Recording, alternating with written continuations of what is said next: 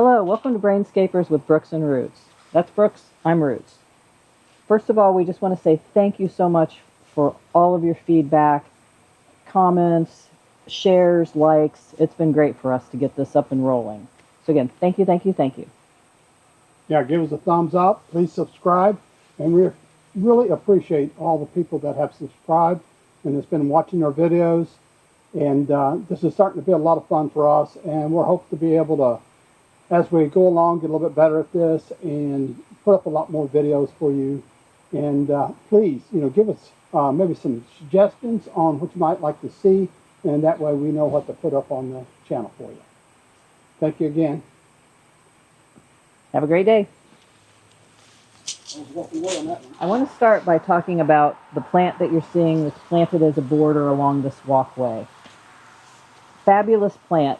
So right now we're in early September. We're in a pretty strong drought, and we're in Centerville, Ohio, southwestern Ohio.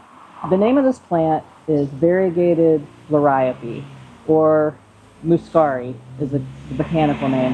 Muscari because the flowers look like grape hyacinths, a bulb that we plant in the fall and comes up in the spring. This variety is a very nice, tight clump forming, stays as just a beautiful accent plant or border. Looks great, in my opinion, with anything white flowered or purple flowered. Just the two go together really well. Hydrangeas, salvia, anything like that. It has a cousin that is solid green leafed called Big Blue that has the same purple flower spikes in September, and then that also stays clump forming. And then there's another one, if you're looking for a shady ground cover, look for Liriope, the one with the white flower. The nice thing about that one is all of these stay semi-evergreen. They're deer resistant, they're tough. The solid green leafed one works great in really almost up to full shade. It'll survive. These guys are best in full sun to part shade. If they're in full sun, they really need a little bit more water, especially during times like now where it's super drought. Maintenance of that plant is in the springtime, late winter, early spring, after winter when things start to look ratty. You just go in with your shears, cut them all the way back to the ground, and then they'll come up with all new foliage and then eventually flower next September. Basically, you treat them the same way that you treat most of the ornamental grass. I want to talk about this one. This is an Ohio dogwood, or Floridia.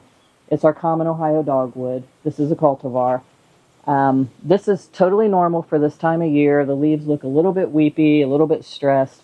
We definitely need to give it a good drink. The one thing I'm going to talk about with this a little bit is I'm going to do a little bit of pruning to it.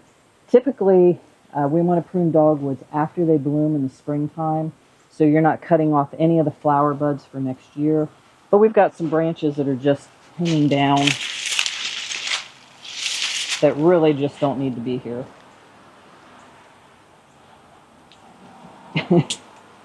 Got to be smarter than the pruners.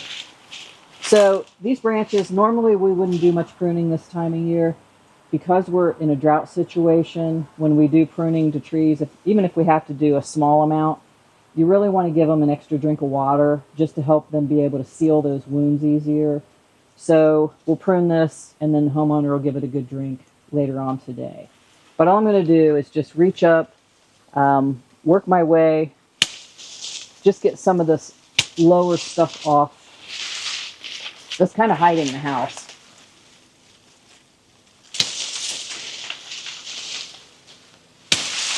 Basically, just lift the canopy a little bit.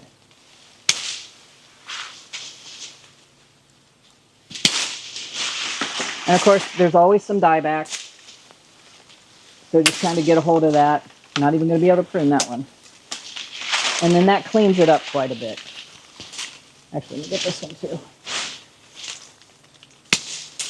I don't know if you can see on here, but the little red berries are a great fall, winter accent. Anywhere you have the berries means that you had flowers earlier this spring. Same with crab apples, hawthorns, all of those. So anyways, oops, one more branch. Looks kind of gnarly. I don't know if I can get it. Well, a ladder probably would help. There's one little one right over here. Yeah, that one there. So just a little bit of pruning, cleans it up. I'm going to take the water sprouts off of here. Pet peeve of mine.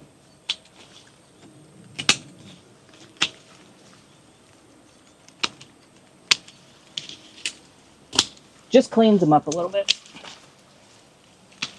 Makes it look like it's been taken care of. One other plant I do want to talk about is this sedum.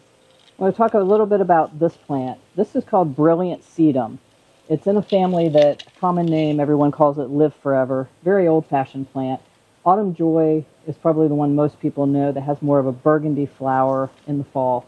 But this one has a nice rosy pink. Looks great with the salvia. And the other thing that's really nice about sedums, they bloom kind of August, September into October, typically when mums and other fall blooming things are going on. But it's a great pollinator plant. It will draw in tons and tons of not only honeybees, but all other different types of pollinators. And so they're getting a good feeding from this time of year, especially when we're in this extreme dry period. The other thing about it is it comes up in the spring. It's what I consider fairly low maintenance perennial, kind of like the Liriope that we looked at earlier. But it basically comes up, kind of looks like a cabbage, and just has a nice green foliage, nice rounded shape during the summer, and then the flower color comes on in the fall. A lot of people like to leave this through the winter just for winter effect. It will turn brown, die back. In the spring, you just go in and cut it all the way to the ground, and then it comes right back again. Again, live forever. It's a very long-lived plant, very, very easy to grow.